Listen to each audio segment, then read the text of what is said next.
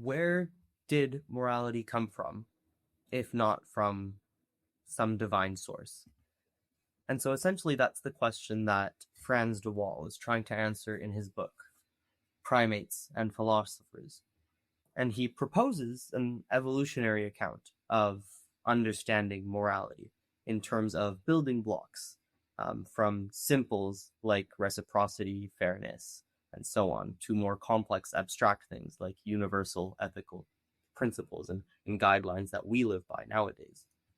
And so for this week's book club, we'll be discussing just this book and a lot of the answers and comments that are given by some other contemporary philosophers.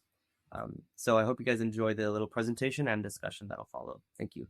Primates and Philosophers, or this book by Frans de Waal. It's not the newest. It maybe came out 15 years ago or something like that.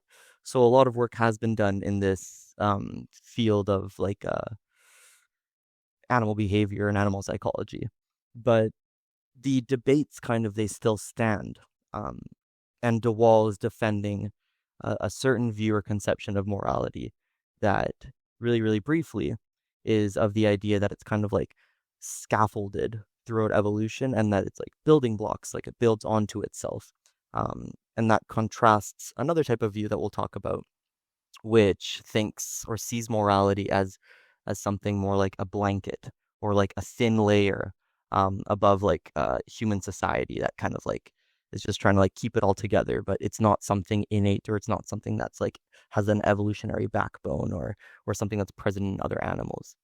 And so essentially I'm just gonna walk through de Waal's main ideas. The veneer theory, which is the opposing view, and then mostly spend time on a lot of the anecdotes that he shares in this book. He spent his life studying and researching primates, and so he has a lot of experience and stories to tell about the funny behaviors that they have and the things that they've done, both in captivity, in zoos, and then just in proper research. But essentially the central question that he's trying to tackle or answer is that if natural selection is something that's always rewarding self-interest, always rewarding procreation and reproduction, why do humans seem to be so obsessed and attached to these concepts of good and of being good? Why do we act good when no one's watching? Why do we act good when there doesn't seem to be any benefit to us, evolutionarily speaking? And so de Waal, along with 4 other commentators on this, Singer, Kitcher, Korsberg, they all get together and try and come up with a more polished off theory of how morality originated. And to start off, obviously, they all agree on 2 certain premises. So if you're someone who doesn't agree with these 2 premises, then this book probably isn't for you. You can just stop reading at the very beginning. It doesn't matter too much. But those 2 premises are that, 1, we're accepting the standard evolutionary account. We accept that evolution is a real thing, and that all of our traits have emerged from that. And the other premise is that moral goodness and moral actions are real, verifiable, and measurable things. There's a lot of people and a lot of philosophers that just think that moral goodness is an illusion, that moral goodness is very just relative, that it's a post hoc type of rationale, we just reason it post hoc, and we don't have true grounds for believing that we are moral. But the 2 premises essentially that everyone has to agree with to get along with this book and all of its arguments is that evolution is a real thing, and then moral goodness is a real thing. And so then the main question that he's trying to tackle here is, given those premises, where does goodness come from? Where did morality originate? Is it something that's built into our nature/DNA, or something that has only emerged recently as we've gained these capacities to reason? Something that we've only gained in the last 10,000, 5,000 years, a thin layer on top of all of our animalistic tendencies and and proclivities. And then there's five answers that are given. It's de Waal's understanding. So de Waal's main lecture, that's like the first half of the book, and then four responses criticizing it. And then at the end, it's kind of like a de Waal gives like a revised argument um, to try and respond to all of the responses of the philosophers. And so the target of this book, what they're trying to kind of what de Waal's trying to kind of like attack and dismantle is what he calls the veneer theory. This idea that morality is just like a thin blanket on top of all of our core traits as animals, on top of all of our selfish and immoral human nature tendency stuffs. And he's kind of taking this from Thomas Huxley. And Thomas Huxley, he was alive around the time of Darwin, and he was famously known as Darwin's bulldog.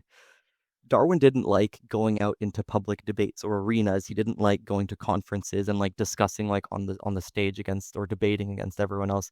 Um, it's kind of like Thomas Huxley who did all of that. He was the one advocating and arguing and debating and being kind of like the public face of this um, evolutionary movement. And his idea that kind of strays away from classical Darwinian evolution was that humans are beasts on the underneath, that we are just kind of like these crude animals, and that any type of observed good behavior that you see out in the world is a very like fragile or thin overlay, fighting back against, who we actually are. He thought that who we actually are just these kind of gross beasts that just want to biff and kill and eat and then procreate, and then that's it. And he was famous for kind of using the gardening analogy or seeing ethics as a form of gardening, where human nature is this like big garden, and then it's constantly sprouting up like these gross little weeds. And if we let all these weeds grow, then we turn back into animals. So what culture does and what like modern society does is go around constantly plucking away and picking at these weeds, picking at these nasty instincts to kind of keep us civilized. And then a really cool quote I came across in the book was, or one that I think like rings true for a lot of people, or for a lot of people's understanding of morality, is that if you scratch an altruist, all of a sudden you start to watch a hypocrite bleed. That altruism is just so fragile. Goodness is so fragile that the second you threaten someone's uh, immediate desires, or you threaten someone's safety, or threaten anything like that, goodness just kind of disappears. There's no real like hard core of goodness in us. And so de Waal points out that the problem of this understanding, this way of like seeing human nature, is that it never really explains where human goodness comes from. It just kind of says, oh, it's a cultural overlay. But when did culture emerge would kind of be like a follow-up question. Are we saying goodness just kind of like spontaneously came into existence 10,000 years ago, or 2,000 years ago? Like, where did goodness come from if we're just kind of understanding it as this thin overlay on top of our animalistic nature? And so de Waal just kind of says, well, if this is the case, um, then how did it kind of pop up into existence and then crystallize quick enough for moral society to develop over time? We've been living in moral societies for thousands and thousands of years. And so de Waal's proposal is that intrinsically and to our core, we have a capacity for goodness. He gives the Russian doll analogy, that what humans understand as morality is really like simple things built onto themselves or onto each other through the course of evolution. So maybe like at the very, very core, there's something like emotional contagion. So the ability to notice that uh, someone in your group or tribe is upset, and that'll make you upset. And then one step above that, after millions of years of evolution, we developed a capacity for empathy, an ability to kind of care about our kin, care about our partners and so on. And then another thing, after millions of years of evolution, we developed this ability to like understand reciprocity, like tit for tat. Like if I help you, then you're gonna help me later. Um, and this emerges, and this is shown in like a lot of more intelligent animals. And then you go higher and higher up, like community concern, not just caring about your own kids or your own partners or yourself, but caring about the group as a whole. And then, one level abstracted higher, something that humans are thought to have is this idea of caring about people outside of our group, caring about animals, caring about people across the world, and so on. And so basically, DeWall's answer or like reply to the veneer theory is that good nature is something that's evolutionarily inherited through natural selection. It doesn't just randomly pop up. It didn't just pop up once humans became intelligent. And so the reason he favors this view of the origins of morality as opposed to the veneer theory is because it's a bit more parsimonious. Our closest relatives, primates and monkeys, they act as though they were good oftentimes. Obviously, they do very messed up and evil things just like humans do. Um, but it would be, I think, a bit like misplaced to say that they can never act good because they oftentimes exhibit behaviors that do seem like good, like good natured things. And um, usually the simplest explanation is something that's preferred in science and in philosophy. And so the first nugget, like where the core of morality originated, DeWall says, where we can trace it back to, is to a simple perception action mechanism, or PAM, something that lots of animals possess. It's this type of like mechanism that might look different, obviously, like across species, but it's something which enables that particular organism to witness the distress in another one and then match that state internally, or at least approximate um, that state of the individual. And then the cognitive layers, they kind of they come afterwards. So understanding why that other organism might be feeling the way it's feeling, or thinking about how to help, those things kind of come way after. But at the very, very simplest level, it's just the ability to see distress in another and then have that activate some sort of feeling within you. And then he cites anecdotes and instances with primates that kind of demonstrates this ability to engage in empathy. So, like primates, um, after they fight, oftentimes the winner and the loser, they'll console each other, or oftentimes primates that weren't even involved in the fight will kind of go over to console the loser.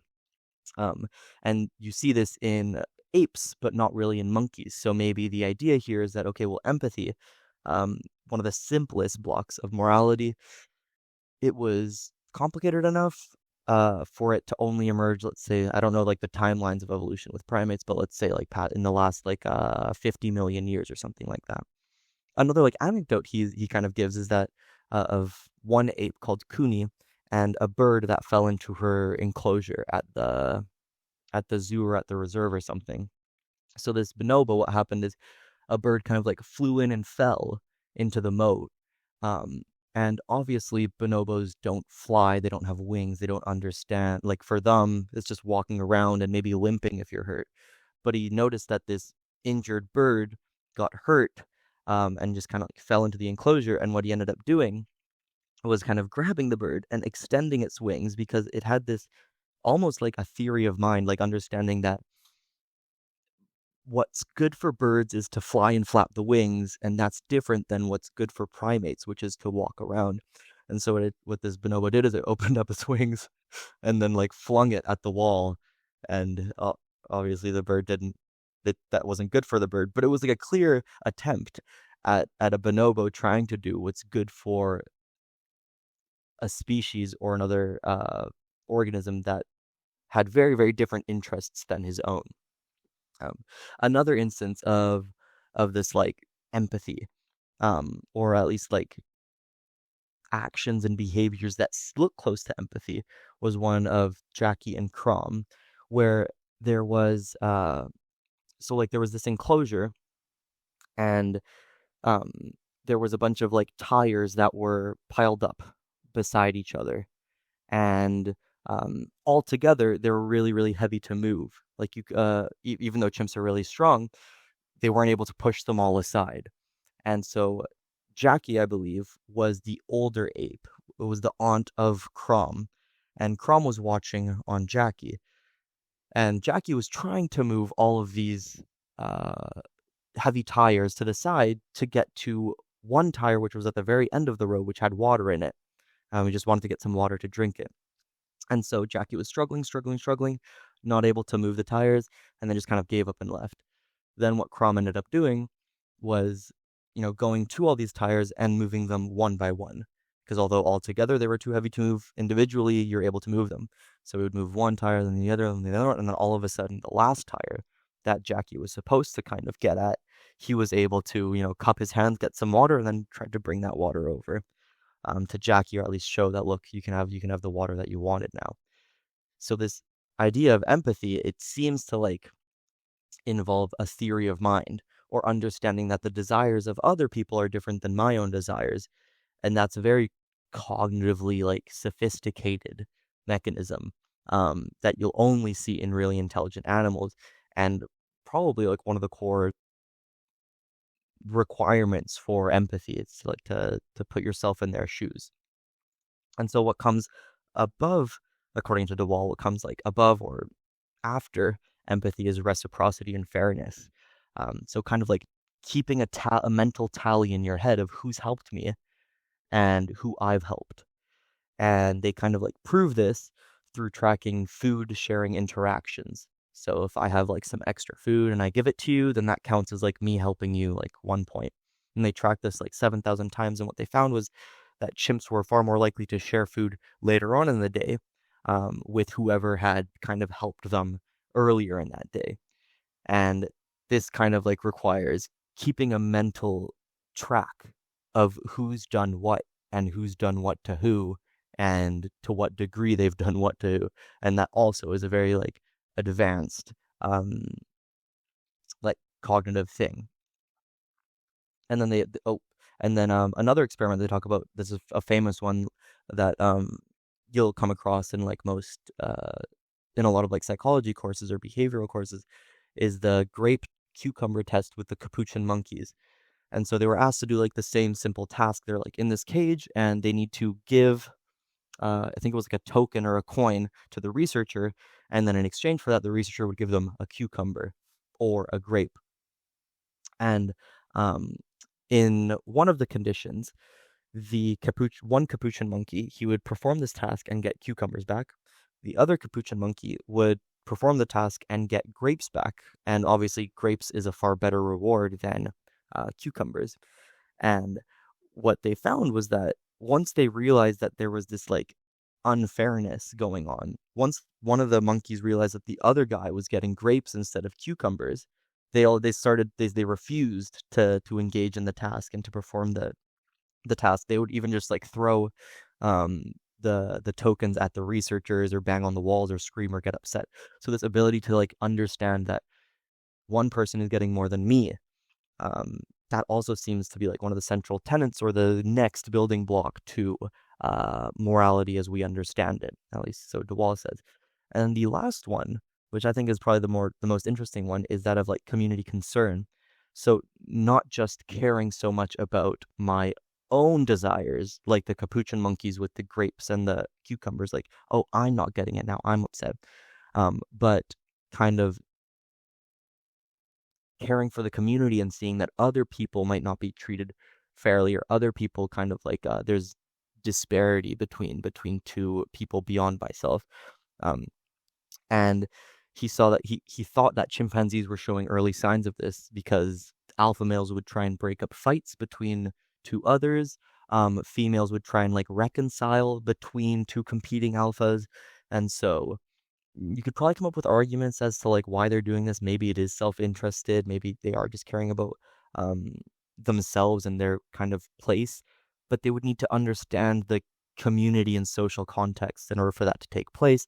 So it makes sense that this could probably be like another building block towards a more like genuine or human version of morality.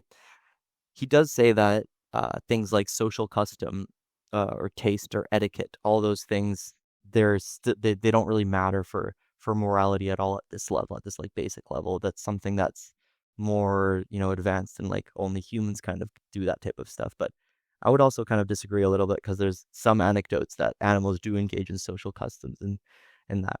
But he comes up with like a cool like analogy, and it's called the Beethoven error. And so one way evolutionary psychologists and people like Thomas Huxley have understood nature, they kind of, so Beethoven, he obviously beautiful composer, but his apartment was an absolute like mess. It was just like very, very messy and chaotic. So how could it be the case that something so beautiful like his music came from something so messy like his apartment? And he thinks that a lot of evolutionary biologists and evolutionary theorists like Thomas Huxley, they were thinking along these lines. They were seeing, look at how messed up nature is. Murders left, right, center, infanticide, cannibalism. How can it be the case that something so sophisticated and clean like goodness and morality could emerge from such a chaotic world? And he thinks that, well, in the same way that Beethoven could produce something so beautiful and like orderly, then the same thing by that logic could come about from nature itself. And assuming otherwise is this Beethoven error. And so basically, like, I guess like the two views to pit them against each other, you have the veneer theory, which is a thin, ooh, sorry for that, which is a thin like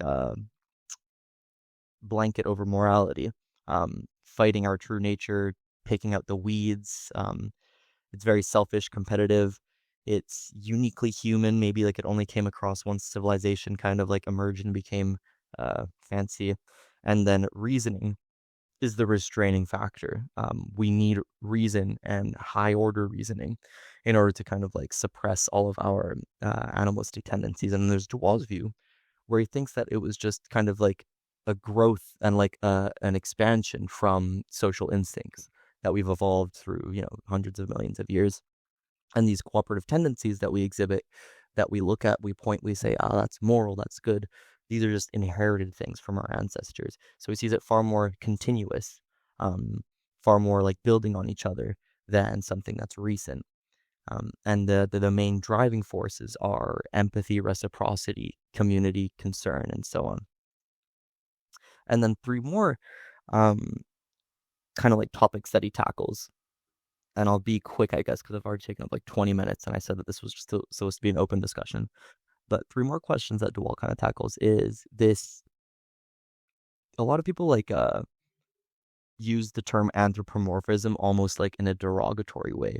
Like, oh, if you start anthropomorphizing animals too much, then we're not going to learn anything from them, from their behavior, or it's just like a bad way to do science. And he thinks that in a lot of cases, sure, we can't go overboard with how we're anthropomorphizing animals. But if we're doing it in like an evidence-based, careful, methodical way, um, then it can be very meaningful and we can like learn a lot, especially in like these experiments with primates. He thinks that the flip side is just as dangerous, what he calls anthropodenial. And that's in saying that animals will never act in the way that humans will act because we're so different than them. After all, humans are animals. So the way we understand things, to some extent, must be the way that our close ancestors are understanding things. And this complete anthropodenial, it's its own kind of bias. And he uses an example um, of Georgia. A really funny. Let me try and find a picture of her. Where was it? Reciprocity, fairness. Here we go. So Georgia. She was known to be the naughtiest monkey, or sorry, the naughtiest ape, naughtiest chimpanzee. Um, and it was because she would always be playing like tricks and pranks on humans. So like, uh, in her enclosure, when she noticed that humans would be kind of like coming, like tourists would be coming to come watch them before they saw her, she would quickly go to like the watering hole, fill her mouth up with water, and then hold it in her mouth until the humans kind of got around and got close, she would interact with other chimpanzees and kind of do her own thing for a while. And then just until any tourist would get close enough, she would spit all the water out at them. And there's a lot of other like references and instances where they're um they're acting in like very naughty and theory of mind heavy ways. And then he also kind of criticizes the way we've been studying theory of mind um, in primates, in that most of the tests and most of the experiments have been testing whether or not apes understand the human mind, whether or not they understand humans. And he thinks that this is a bit unfair because it's a species biased test. For all apes know, we are these types of like gods.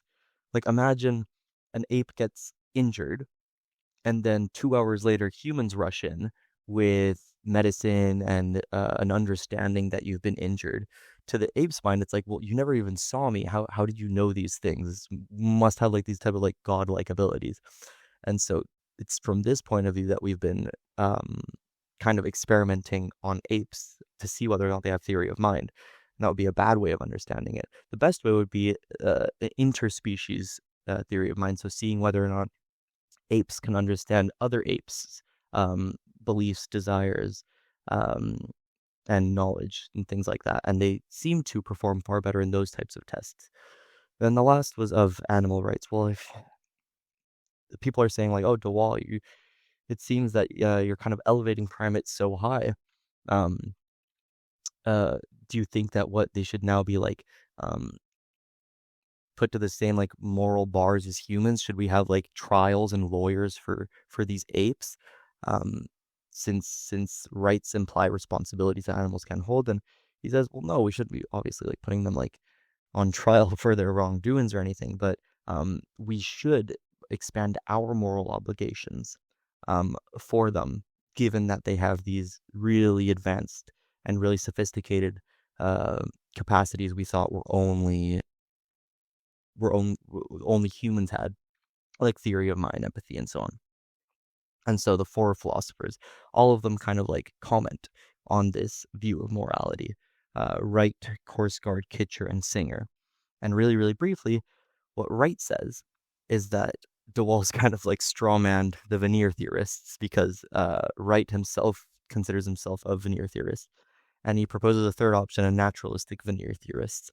I'm not too sure I fully understand this, but I think like just off of um off of things he's like written before, I think what he would say is that our flattering talk about our own generosity seems to be a self-interested strategy favored by evolution, not any type of proof that goodness runs all the way down, all the way back through on the evolutionary timeline. And then what Korsgaard says is that all these things you're seeing in primates, they might be like proto-morality or proto-moral behaviors, but they're not complete moral behaviors. What's necessary for like genuine morality is her concept of normative self government, where we are able to ask ourselves like on a normative level, like, should I be doing this? Not just an impulse driven thing, because for all we know, animals are just kind of acting on impulse. They're not being very reflective about it, and it's that reflection and that questioning of like, should this be the case? That's what makes morality genuinely and only uh, something that humans possess. Kitcher says it's not necessary, or it's all of these things like empathy, reciprocity, fairness, community care. They're necessary but not sufficient, because what's necessary and sufficient with these things as well for morality to be genuine morality is a capacity to evaluate and reason. So kind of in line with the past commentator. So we need to kind of like be careful a little bit with how much we're giving to them. And then lastly, we have Singer, the famous Australian guy, where he thinks that yes, like he's on board with most of what DeWall said. He says that um, most of our moral emotions, there's something that's very rooted there in evolution, in group out group instincts.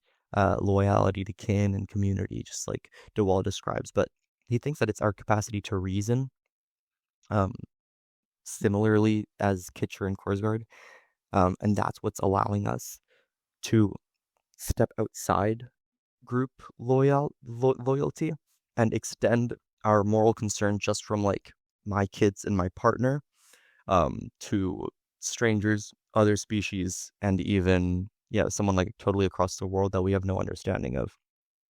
And so he pushes kind of De Waal towards a conclusion in line with like all of his other work, where it's basically that if suffering is what matters morally, animal suffering, it deserves serious moral weight too.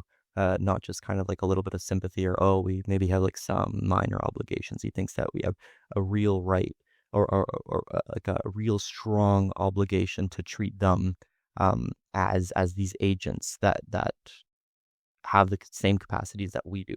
The only one missing, that of reason. And then so De Waal's reply is like, okay, I heard all you guys. This is my new um this is my new conception.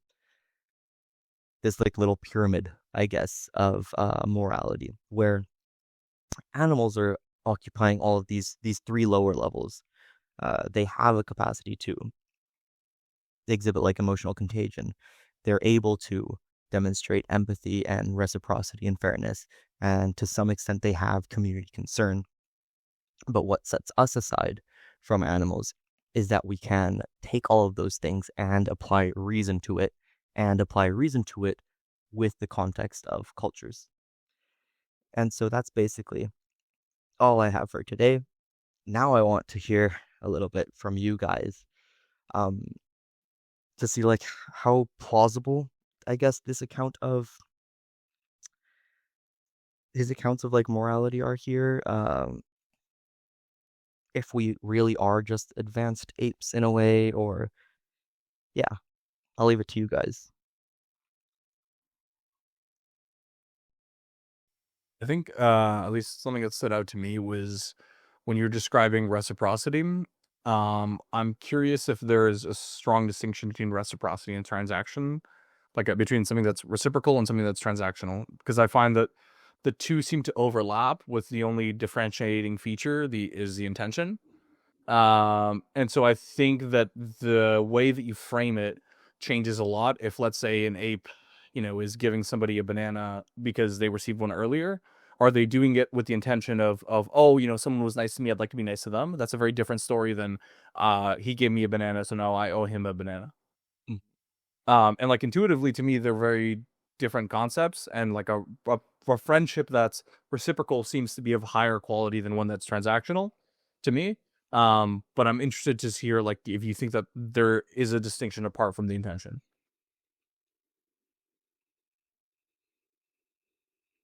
But isn't the intention of a transaction to pay back or to trade?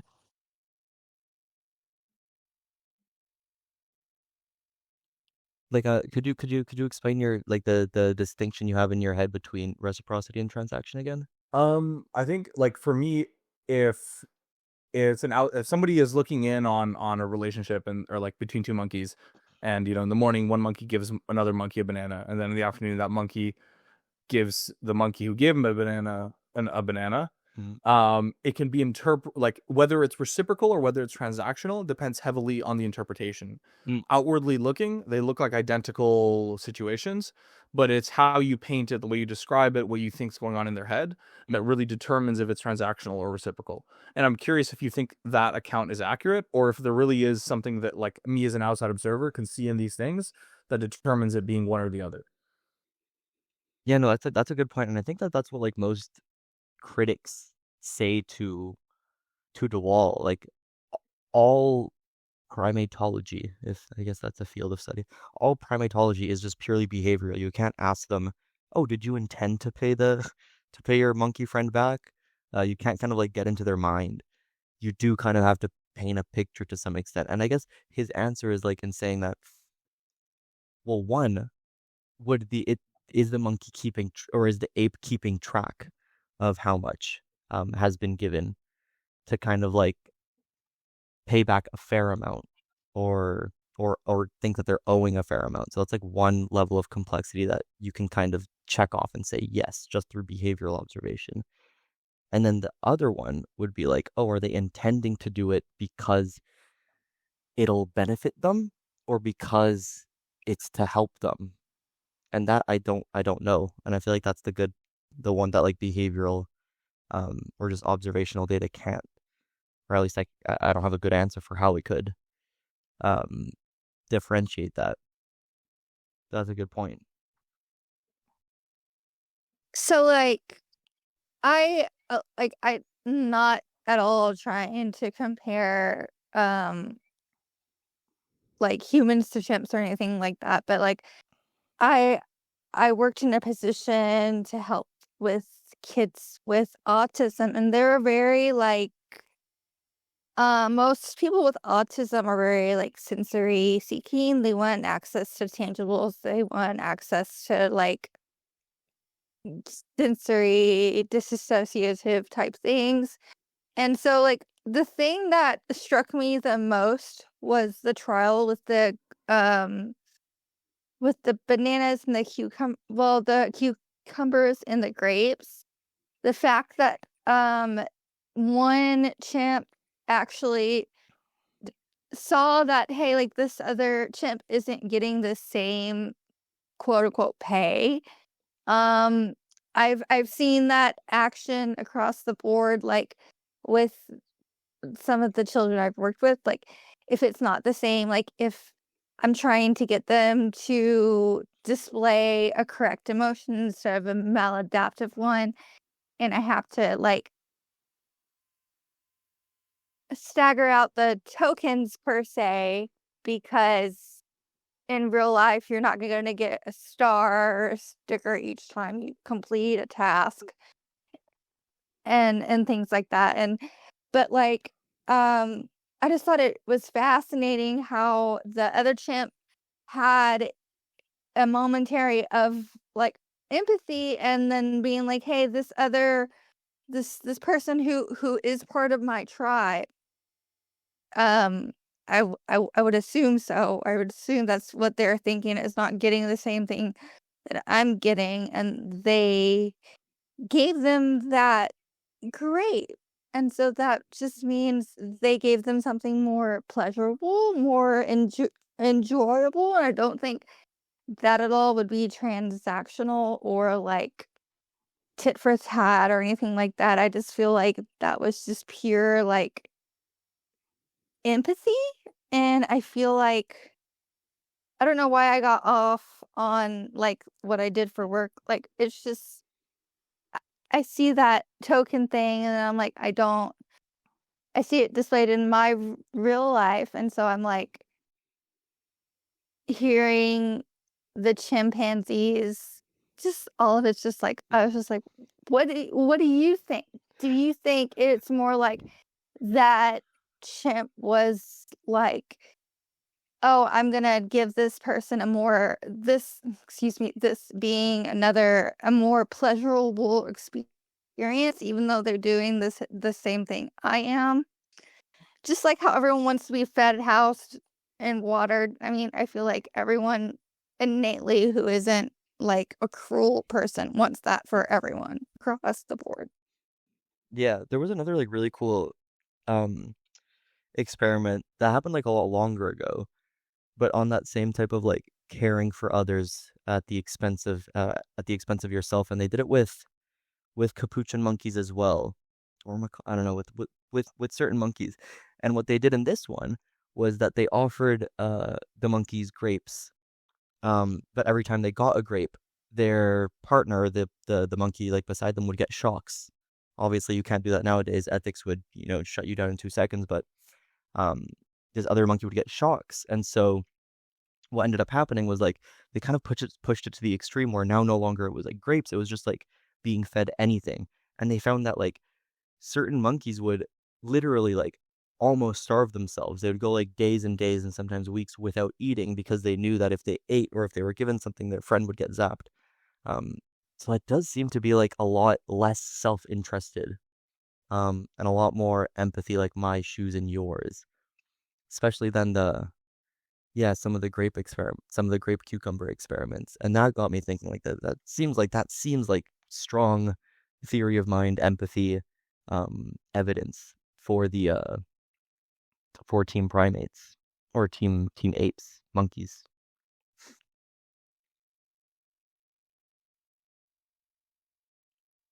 But more generally, like do all you I'm gonna do like a little poll, but do you any of you guys think that animals don't have true morality or genuine morality?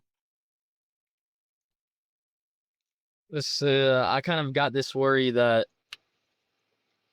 we're being a bit hasty applying actual moral cognition to animals, like the example you gave with the bird and the primate. It seemed that just because um the primate can recognize that what is good for um you know him is different than what is good for the bird, doesn't seem to entail morality as such, right? It might entail other very low level concepts, but I'm not too sure morality is one.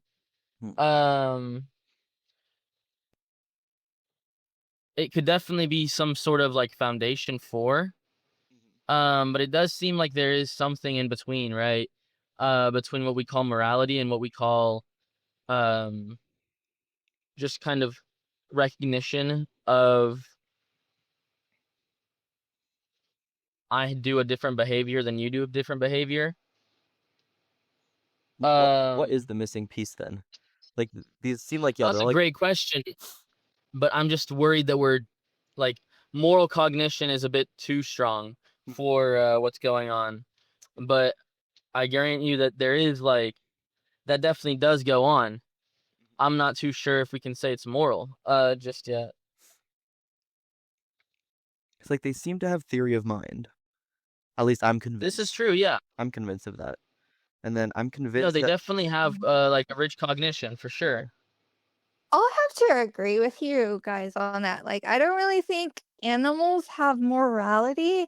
Like, for instance, like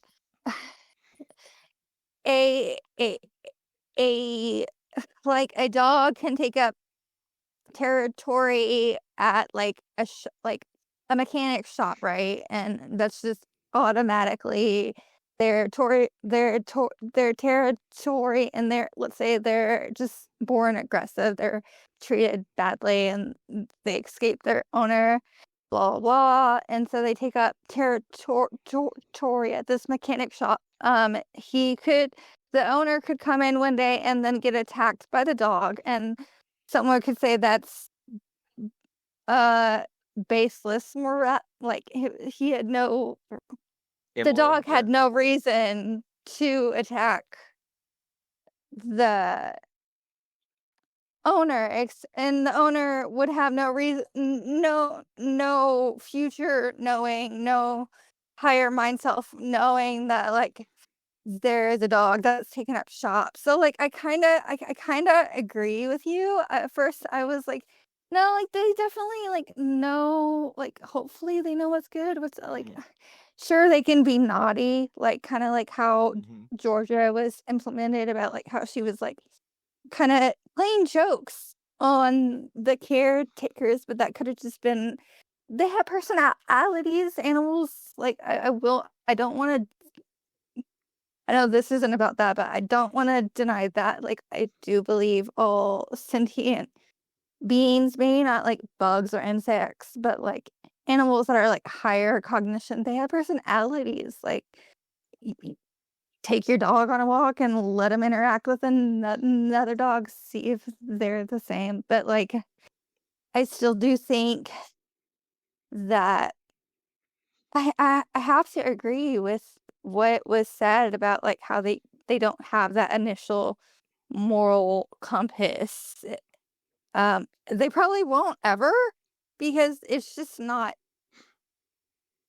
evolutionally I don't think they're ever gonna get that to that point in our lifetimes, you know what I mean? I think But that's just my 2 cents. I think the argument would be they did get to it and it's us.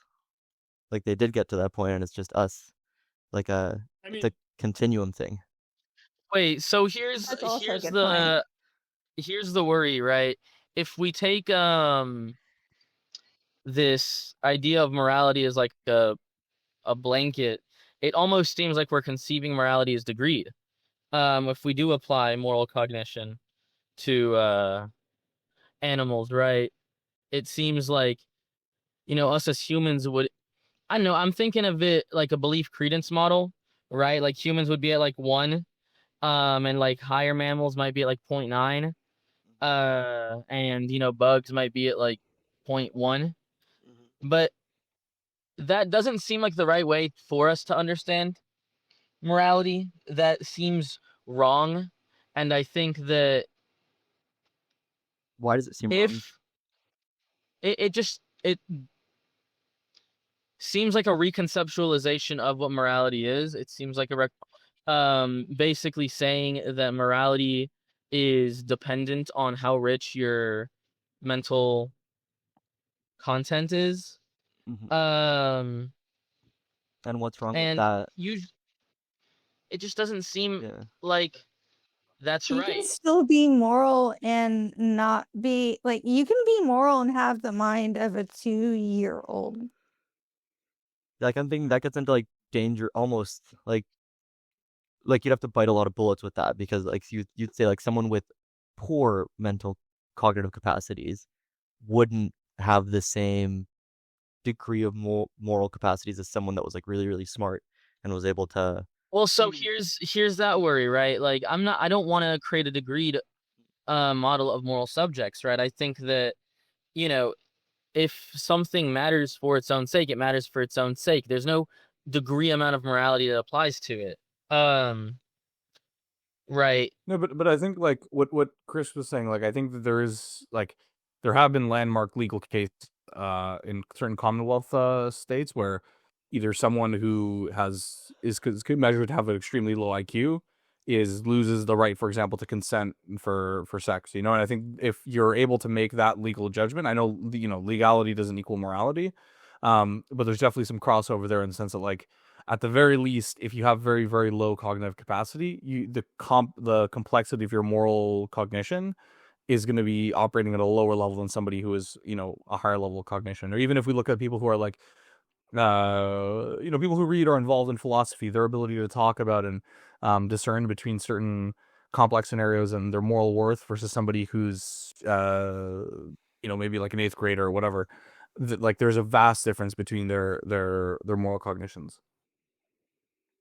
Yeah, that's true. I don't know.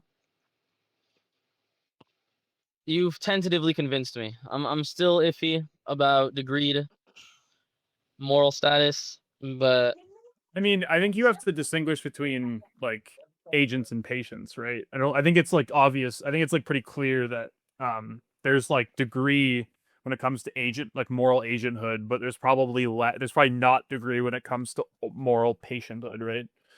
So like I think like in some in a sense, humans are no like more like patients of morality than like any other sentient being that's capable of like pleasure and pain and suffering and those kinds of things. If we take it that markers of of patienthood are the capability to suffer and experience pleasure. I have So a in quick some question. real sense, yeah, go ahead. Sorry, I don't know. I don't know who said it, but who said like an eighth grader's sense of morality wouldn't be like the same as a 30-year-old's? That was me. Okay, I have a question. What makes you come to that conclusion? Like, I definitely understand like experience of life. I understand that, but like, who's to argue innocence doesn't bring around morality? I mean, I think for me, it's like, um, again, like there's definitely a lot of debates as to like what constitutes intelligence. But if I had to reduce it, I think like it's understanding some form of relation.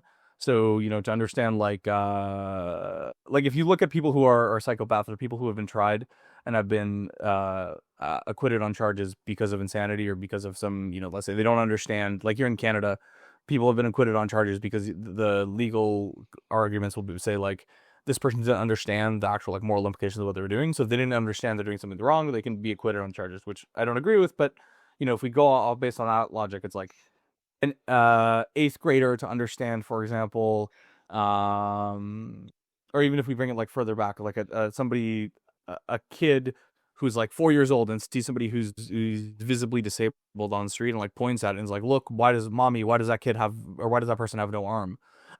They lack the cognitive capacity to understand why pointing out such a difference might be harmful to that person, like mentally harmful to that person, versus somebody who understands the social context and the ideas, and I think that's one aspect where there's sort of two aspects going on. One is the actual understanding the relations between certain moral judgments, and the other one's understanding how like world aspects of the world, just learning more about the world, the life experience you brought up, then constitutes some like, oh, if I say this, like money is the thing. So if I make fun of somebody who has shitty clothing and might be making fun of their money, that's just something that you're going to get through life experience.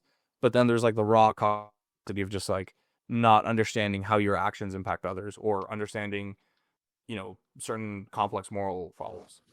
Definitely. That's like an empathy thing too. I definitely understand that.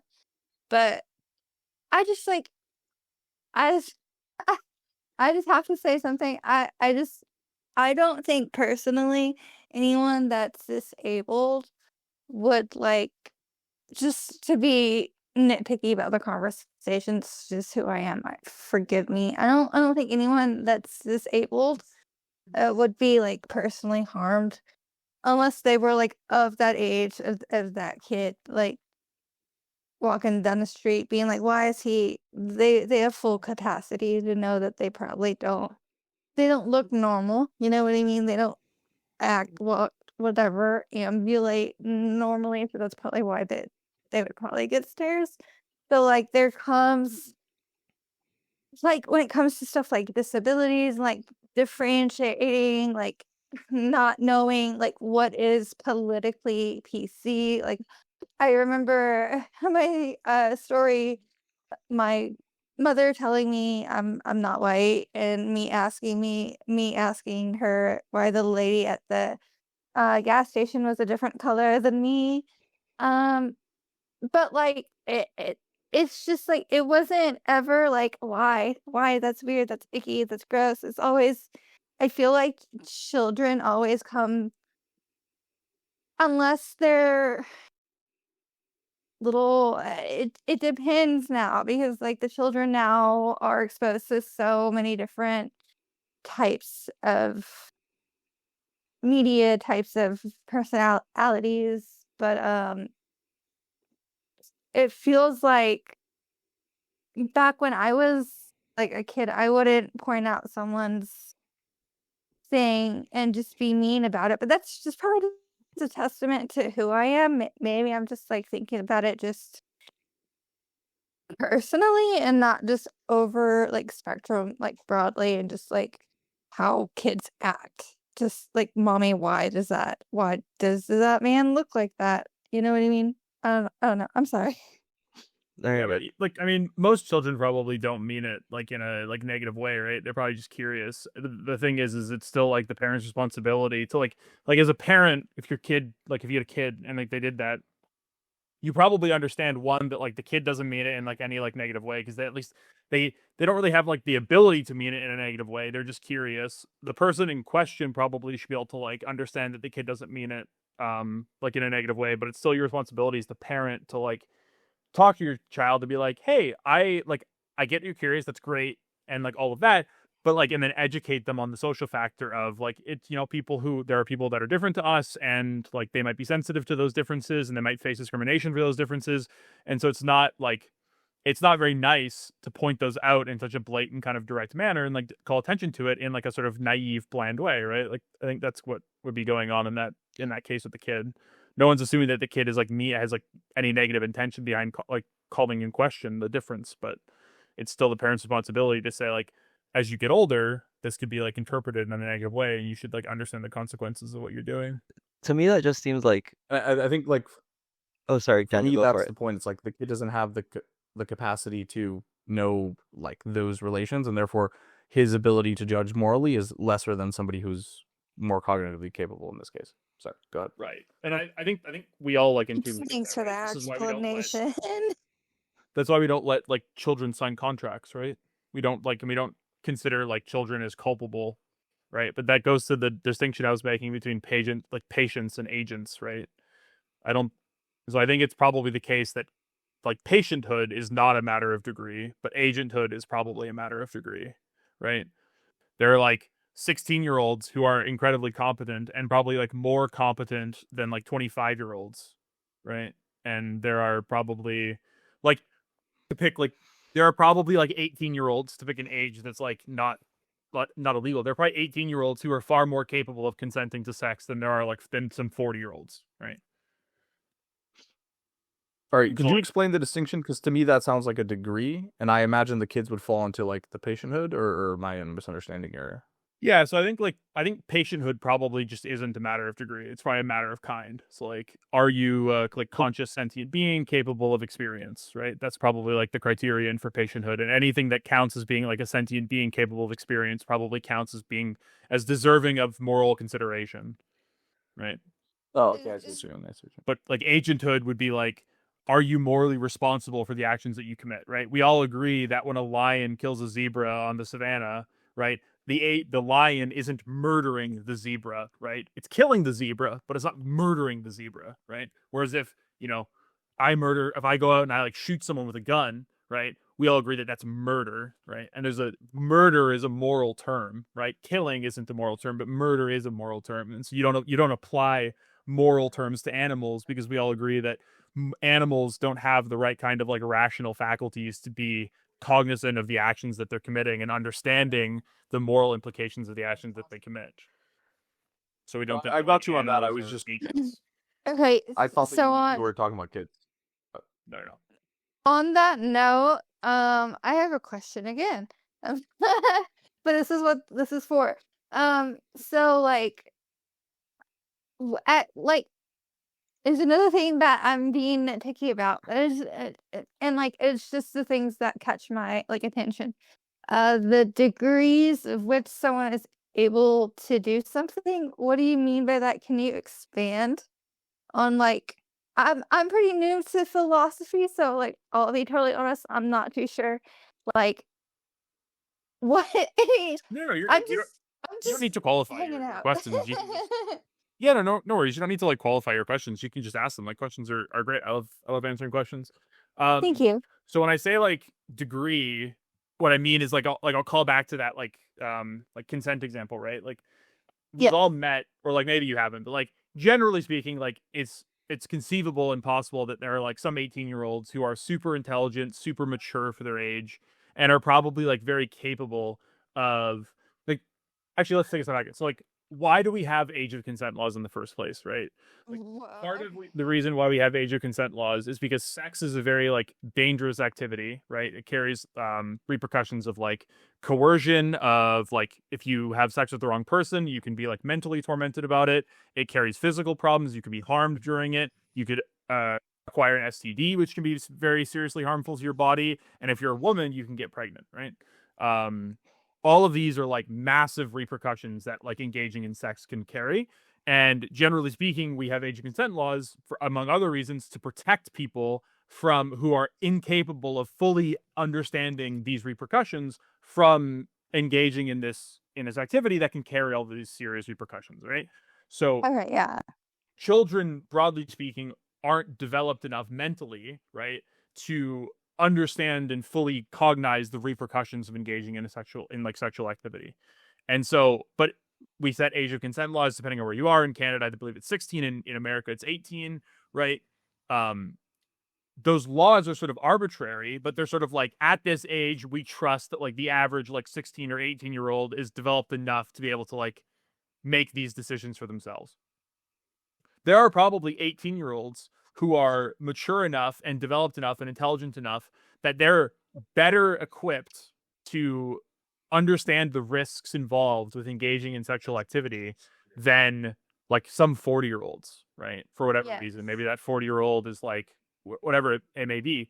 So that's what I'm talking about when I mean like degree. Like that sort of, if you intuitively understand that idea of like how could an 18-year-old be like better equipped to like judge whether or not they should engage in some particular sexual act than like a 40-year-old, then that's the same kind of token I'm talking about when I say like, oh, like we don't hold kids as responsible, right? Like you would never, if an 8-year-old like punches another kid on the playground, you would be like, that's really bad. You shouldn't have done that. That's not very nice. But you wouldn't charge them with assault, right? Whereas if like a 25-year-old like punched some dude in a bar, you probably would charge that person with assault, right? Yes, yes. Okay, so there's like varying degrees relative to like what is going. See, it's just like my thing is it's also subjective because it depends on the person. So it's just hard to narrow down, I suppose. I've got a question Yeah, for you I think guys. Yeah. So go for it. suppose, I guess this was like this discussion has been a bit tangential on the qualifications for what something moral is or isn't, or for what it means to, for an agent to act morally or not morally. Suppose I go somewhere. I'm trying to think of like a good example, but suppose oh, here's one. For example, this symbol. I thought it always meant peace. Turns out it means up yours. In the UK, I would go around going like this to people, like as a greeting, um, without and I just didn't know. Like I wouldn't say I'm like the stupidest person, but I should be held accountable for like some degree of harm and whatever and things like that. And to me, it would seem weird a little bit to say that what I was doing was immoral, or what I was doing was like, or that I lacked, I don't know, moral cognition, just because I didn't know about something. And that's the case with a lot of kids. Like they act in certain ways because they don't know or understand the context of the culture, social cues. Da, da, da, da. So it seems that being the necessary component for acting morally seems a bit weird, because it seems like you need to like know a lot of things. And to me, knowledge isn't the heart of morality. For me, knowledge is like an impulse to act on unfairness or an impulse to act on suffering. If you can't understand or perceive that's what you do is going to be suffering, someone that seems to like absolve it a little bit in the same like as in those like law cases that you were saying. But it's just to have like that initial like impulse, or like, oh, something bad's happening, I want to try and do it. Or, oh, something's unfair happening, oh, I can feel that unfairness. And that's why for me it just seems like babies can have that because they can perceive like in very very basic levels like unfairness, or suffering. Same thing with like animals. I don't think you need this like higher order thing, because then all of us can be culpable, um, of acting immorally when really it's just ignorance or lack of knowledge. Chris, Yeah, I mean, are you distinguishing between acting morally and mattering morally for the subject's own sake? Because it seems weird to distinguish those two. Um, if something doesn't have like some sort of necessity of capacity to act morally, it would be really weird to call them a moral subject. But it seems like we've spoken of things like animals in the set of things that do matter morally for their own sake, but things that can't act morally per se are still in that category. So What would be how are acting? we understanding? What would be acting not morally? Like an example of that Well, in this case. sometimes pure hedonic action might not be moral reason, right? It might be provide its own justification for action, but it might not be moral justification for action. And so I would the think it would, question kind of becomes, sorry, go on. I would think the moral justification would be that of suffering, not of pleasure, or that of unfairness, not of pleasure. So it would be like only in those I was instances. thinking associations of pleasure and pain are kind of, it seems like some of being committed to some sort of like motivational hedonism for things with like lower degree levels of moral cognition would be your only choice. I'm trying to think. I don't know. I don't have a good answer. But to me, I don't know. Yeah, I mean, I'm just Yeah. kind of throwing it out there. I'm worried that this is kind of what we're Mhm. gonna have to think, just kind of what follows from the view. I mean, where do you think? Sorry, did you repeat that already? Huh? Did you repeat the question you asked? Kind of what's the relationship between acting morally and then mattering morally for your own sake? Because if we're taking this degreed model that we've talked about with cognition, then it seems like there are a lot of things which can matter morally for their own sake as long as they're on this degreed model. But it seems like in virtue of their lower level cognition, they don't actually have the ability to act morally. They might only act for the case of hedonic reasons. But that just kind of seems to be what follows from this degreed model that we've spoken about. So it's not necessarily like an objection, it's just